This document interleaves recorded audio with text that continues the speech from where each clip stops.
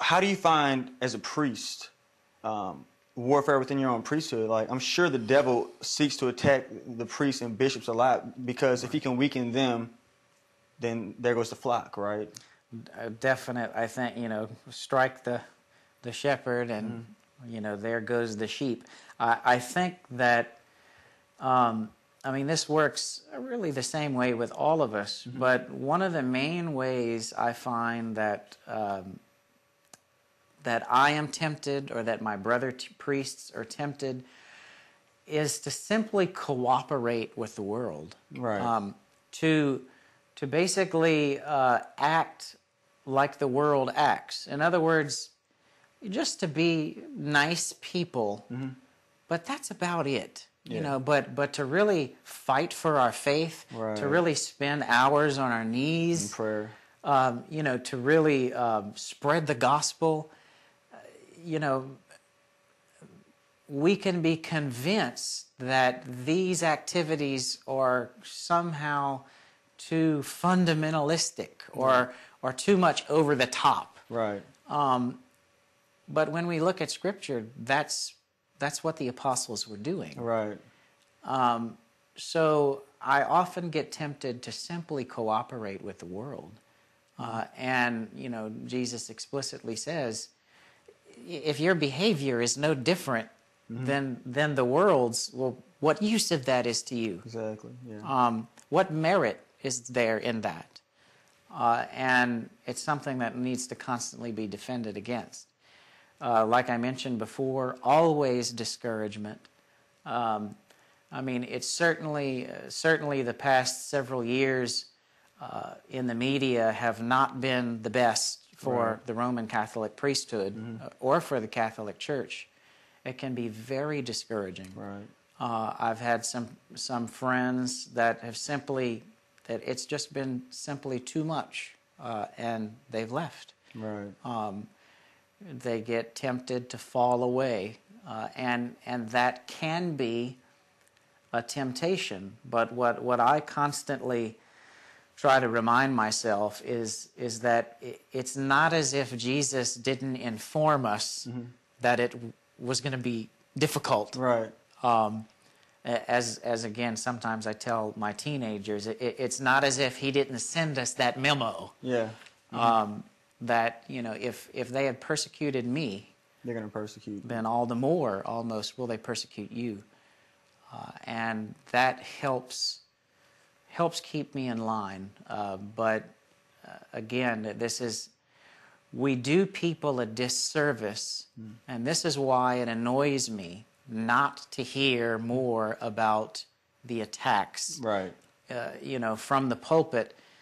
We don't do people any favors when we tell them that Christian life is going to be all good feelings. Oh, yeah. And it's going to be easy. You accept Jesus Christ and everything's going to be fine and dandy. Sure. It's like you're going to always be full of joy and everything's going to be fine. Well, it's not, actually. Christ suffered, so to be a Christian is to suffer. Right. That we do need to. The good news is that our lives will be full of meaning. We will have that peace of Christ that comes from following the truth.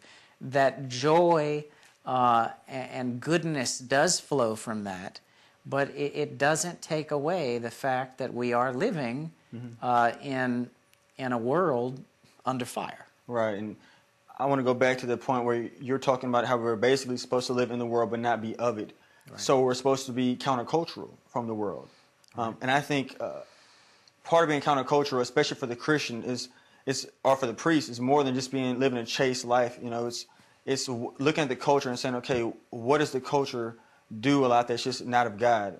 If we look on TV, almost all the shows are gossip shows. We have to look in our lives and say, am I taking part in this gossip, or am I fighting against that? In other areas also, am I lying? Am I stealing? What am I doing that the culture does? Because I'm supposed to be counter that, right? That is true, and that brings up the point that, being countercultural, so many things. The kinds of products that we buy. Right. If we learn that a certain company is funding abortions or horrible sorts of drugs, Right. or just doing things like praying outside of an abortion clinic.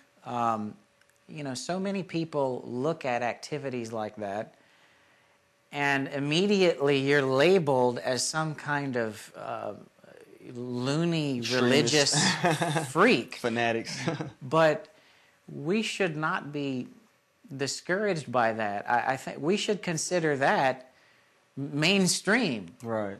not crazy. But as far as being countercultural, sometimes I've heard, particularly like my lay friends, that have said, you know, why don't priests take more political stands and, you know, and all of this kind of stuff.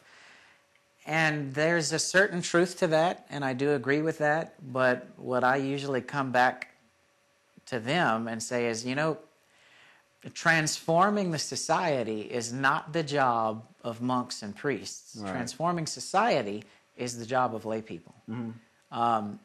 That is very clear in Vatican II documents. Right. That lay persons should rise up, take the responsibility for politics, for society, for culture, and really try to transform it. Especially in the workplace, because you can preach from the pulpit, but you can't go into their jobs. Right. And only they can do that. Exactly. I have told that, and it's funny, I think I just mentioned that in a homily, that as far, particularly because I'm a monk, there's only a fairly small number of people that I will get to. Right. I don't go into their Walmarts and into their jobs and the doctor's offices where they can actually have conversations about their faith. Right. That's their job. I will never see so many of those people.